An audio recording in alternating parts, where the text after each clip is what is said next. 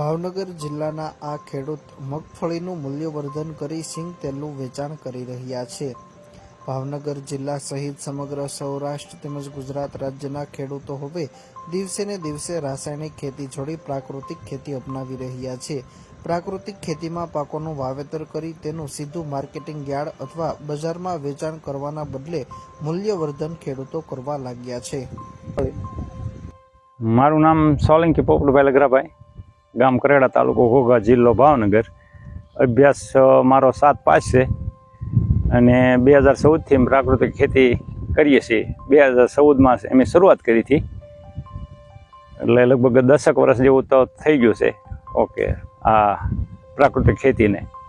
તમે મગફળીનું વાવેતર કર્યું છે, કેટલા વીઘામાં છે અને કેવી રીતે માવજત રાખો? મગફળીનું વાવેતર અમારે લગભગ 30 વીઘામાં છે અત્યારે, અને માવજતમાં તો અમે પાયામાં ઘન જીવામૃત આપી, પછી જીવામૃતનો છંટકાવ કરીએ, પછી જ્યારે એનું ફ્લાવરિંગ આવે ત્યારે દૂધ ગોળનો છંટકાવ કરીએ, અને જે એનો પાક થાય એ અમે જાતે પીલાવી અને તેલનું વેચાણ કરીએ।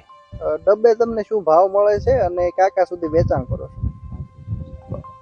ડબ્બાના અમારે 3500 થી 4000 રૂપિયા મળે છે, અને બધું માર્કેટિંગ અમદાવાદ જ થાય છે। 1 વીઘામાંથી કેટલાક અંદાજે ઉત્પાદન મેળવતા છે? ઉત્પાદન વીઘે 25 મણ જેવું સિંગનું આવે। રૂપિયામાં ગણતરી કરીએ તો? રૂપિયામાં ગણતરી કરો ને તો માનો કે 25 મણ એટલે 12 ડબ્બા જેવું ભરાય, 12 થી 13 ડબ્બા તેલનું થાય 1 વીઘે। ખેડૂતો તૈયાર થતા પાકોનું સીધું વેચાણ કરવાના બદલે મૂલ્યવર્ધન કરી બમણી આવક મેળવી રહ્યા છે।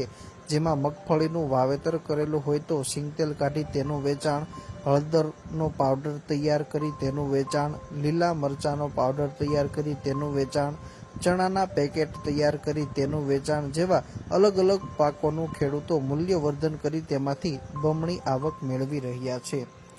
ભાવનગર જિલ્લાના ઘોઘા તાલુકાના કરેડા ગામે રહેતા ખેડૂત સોલંકી પોપટભાઈ, જેઓએ ફક્ત 7 ધોરણ સુધીનો અભ્યાસ કરેલો છે, ખેતીના વ્યવસાય સાથે પોતે છેલ્લા ઘણા વર્ષથી સંકળાયેલા છે, પરંતુ રાસાયણિક ખેતી કરવાથી ઉત્પાદનમાં ઘટાડો થયો હતો, જેથી તેઓએ ખેડૂતલક્ષી મિટિંગોમાં ભાગ લઈ અને પ્રાકૃતિક ખેતી કરવા અંગેની પ્રેરણા મેળવી।